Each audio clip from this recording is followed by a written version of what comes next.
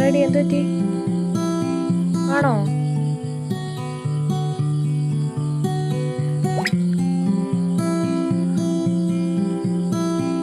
എടി എടി നീ ഇങ്ങനെ കരയാതെ. എടി എപ്പോഴും ലൈഫ് പോസിറ്റീവായിട്ടിരിക്കോ? പോസിറ്റീവ്സും നെഗറ്റീവ്സും എല്ലാം കാണും ലൈഫില്.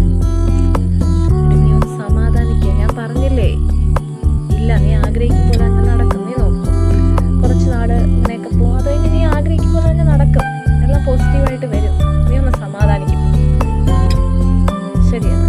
ഇപ്പം വെറുതെ ആ കാര്യം മനസ്സിലോട്ട് നടക്കണ്ട. പറയുന്നേക്ക്. ഇപ്പം നീ പോയി കഴിച്ചിട്ട് പോയി കിടന്ന് ഉറങ്ങാൻ നോക്ക്. അതൊക്കെ സെറ്റാവും. നീ സമാധാനമായിട്ടിരിക്കുക. നാളെ നമുക്ക്. Okay okay.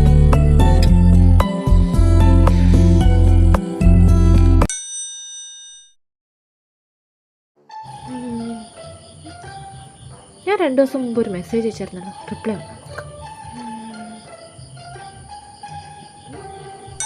2 ദിവസമായിട്ട് നോ റിപ്ലൈ.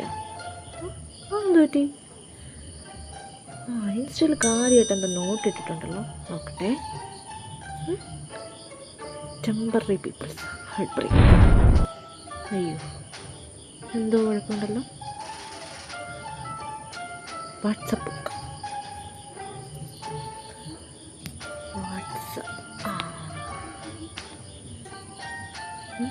കാര്യമായിട്ട് എന്തോ സ്റ്റാറ്റസ് ഇട്ടേക്കുന്നു. ഡിപ്രഷൻ സോണാ, എന്തോ കുഴപ്പമുണ്ട്.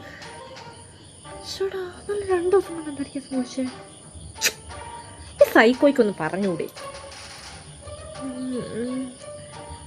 ഇൻസ്റ്റഗ്രാം നോക്കാം. ഇൻസ്റ്റഗ്രാമിൽ ഇപ്പോൾ ഒരു സ്റ്റോറി വന്നല്ലോ. എന്താ അത്? Be alone. No one cares about your feelings.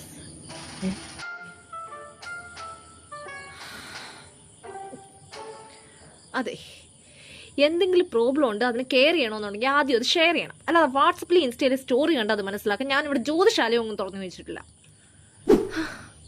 Guys, please tag your psycho best friends and say please. എന്തെങ്കിലും ഉണ്ടെങ്കിൽ അത് പറയണം, അല്ലെങ്കിൽ മനസ്സിലാവത്തില്ല. അതുകൊണ്ടാണ്